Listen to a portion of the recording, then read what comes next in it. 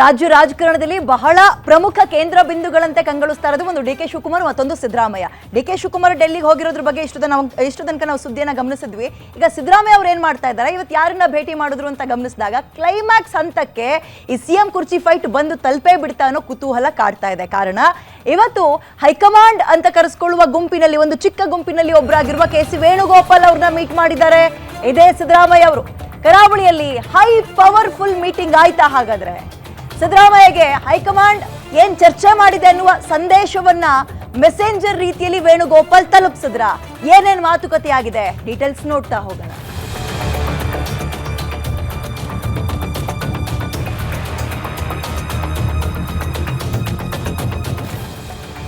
ಸುಮಾರು ಒಂದು ಅರ್ಧ ಗಂಟೆಗಳ ಕಾಲ ಇಬ್ರು ಕೂಡ ಚರ್ಚೆ ಮಾಡಿದ್ರಂತೆ ಸಿದ್ದರಾಮಯ್ಯ ಮತ್ತು ಕೆ.ಸಿ. ವೇಣುಗೋಪಾಲ್. ನಾಯಕತ್ವ ಬದಲಾವಣೆ ಗುಟ್ಟಿನ ಬಗ್ಗೆ ಮಹತ್ವದ ಚರ್ಚೆಗಳಾಗಿರಬಹುದು ಅನ್ನುವ ಕುತೂಹಲ ನಮ್ಮಲ್ಲಂತೂ ವಿಪರೀತ ಇದೆ. ಈಗ ಬ್ರೇಕ್ಫಾಸ್ಟ್ ವೇಳೆ ನಡೆದಂತಹ ಚರ್ಚೆಯ ವಿವರವನ್ನ ಸಿದ್ದರಾಮಯ್ಯ ಅವರು ಪಾಸ್ ಮಾಡಿದ್ದಾರೆ ವೇಣುಗೋಪಾಲ್ ಅವರಿಗೆ. ನಮ್ಮನೇಲಿ ಬಂದಾಗ ಏನಾಯ್ತು, ಡಿ ಕೆ ಶಿವಕುಮಾರ್ ಅವ್ರ ಮನೆಗೆ ಬ್ರೇಕ್ಫಾಸ್ಟಿಗೆ ಹೋದಾಗ ಏನೇನು ಮಾತಾಡ್ಕೊಂಡ್ವಿ ನಾವು ಅಂತ.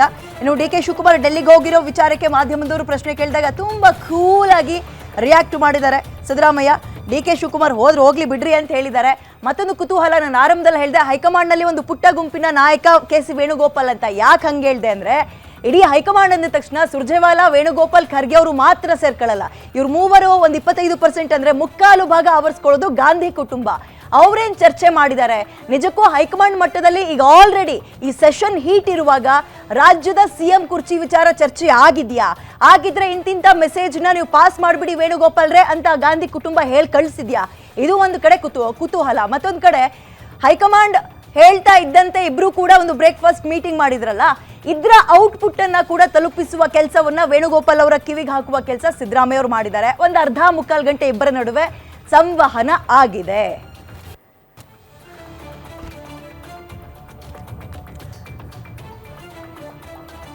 ಇವತ್ತಿನ ಕಾರ್ಯಕ್ರಮ ಮಂಗಳೂರಿನಲ್ಲಿತ್ತು. ಕಾರ್ಯಕ್ರಮದಲ್ಲಿ ಭಾಗವಹಿಸಿ ವೇಣುಗೋಪಾಲ್ ಅವ್ರ ಜೊತೆಗೆ ಚರ್ಚೆ ಆದ್ಮೇಲೆ ಸಿದ್ದರಾಮಯ್ಯ ಅವರ ರಿಯಾಕ್ಷನ್ ಹೆಂಗಿತ್ತು? Have a look.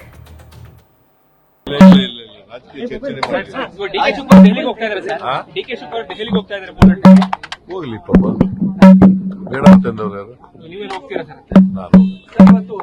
ನಾನು ಕರೆದ್ರೆ ಮಾತ್ರ ಹೋಗ್ತೀನಿ.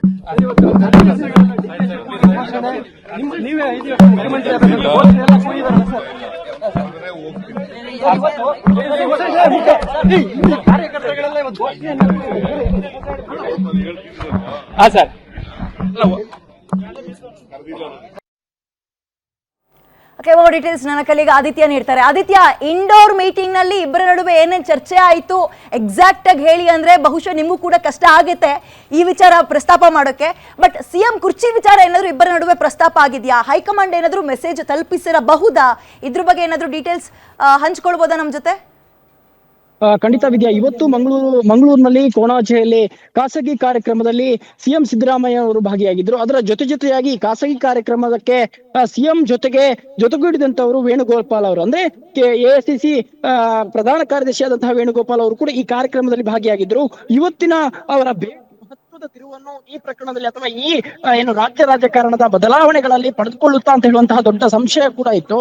ಆದ್ರೆ ಏನು ಖಾಸಗಿ ಕಾರ್ಯಕ್ರಮಕ್ಕೆ ಬರುವುದಕ್ಕಿಂತ ಮುಂಚೆನೆ ಅವರು 15 ನಿಮಿಷಗಳ ಮೀಟಿಂಗ್ ಅನ್ನು ಇಲ್ಲಿ ಕೊಣಾಜೆಯಲ್ಲಿರುವಂತಹ ಖಾಸಗಿ ಕಾವೇರಿ ಗೆಸ್ಟ್ ಹೌಸ್ ನಲ್ಲಿ ಮಾಡ್ಕೊಂಡಿದ್ರು. ಆ ಗೆಸ್ಟ್ ಹೌಸ್ ನಲ್ಲಿ ಏನೆಲ್ಲ ಮೀಟಿಂಗ್ ಆಯ್ತು ಅಂತ ಹೇಳುವಂತದ್ದು ಬಹಳ ಕುತೂಹಲಕ್ಕೆ ಕಾರಣವಾಗಿರುವಂತದ್ದು.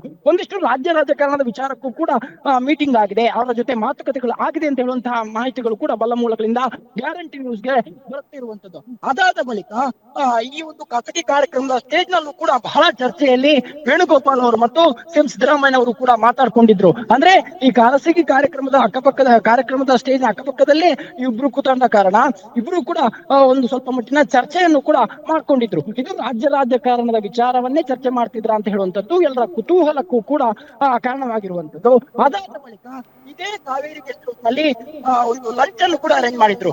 ಲಂಚ್ ಮೀಟಿಂಗ್ ಅಲ್ಲಿ ದೊಡ್ಡ ಮಟ್ಟದ ಸಭೆ ಆಗುತ್ತಾ ಅಥವಾ ಈ ರಾಜ್ಯ ರಾಜಕಾರಣದ ಬದಲಾವಣೆಗಳಿಗೆ ಸಿಎಂ ಸಿದ್ದರಾಮಯ್ಯನವರು ವೇಣುಗೋಪಾಲ್ ಅವರಲ್ಲಿ ಏನಾದ್ರೂ ಮಾತಾಡ್ತಾರ ಅಂತ ಹೇಳುವಂತ ವಿಚಾರದಲ್ಲೂ ಕೂಡ ಎಲ್ರಿಗೂ ಕೂಡ ಸಂಶಯ ಇತ್ತು. ಈ ವಿಚಾರವಾಗಿ ಸ್ಥಳೀಯ ಶಾಸಕರು ಮತ್ತು ಕಾಂಗ್ರೆಸ್ನ ಪ್ರಮುಖ ನಾಯಕರು ಕೂಡ ಈ ಒಂದು ಖಾಸಗಿ ಕಾರ್ಯಕ್ರಮದಲ್ಲಿ ಮತ್ತು ಸಿಎಂ ಸಿದ್ದರಾಮಯ್ಯ ಜೊತೆ ಭಾಗಿಯಾಗಿದ್ರು ಮತ್ತು ಈ ಲಂಚ್ ನಲ್ಲೂ ಕೂಡ ಭಾಗಿಯಾಗಿದ್ರು.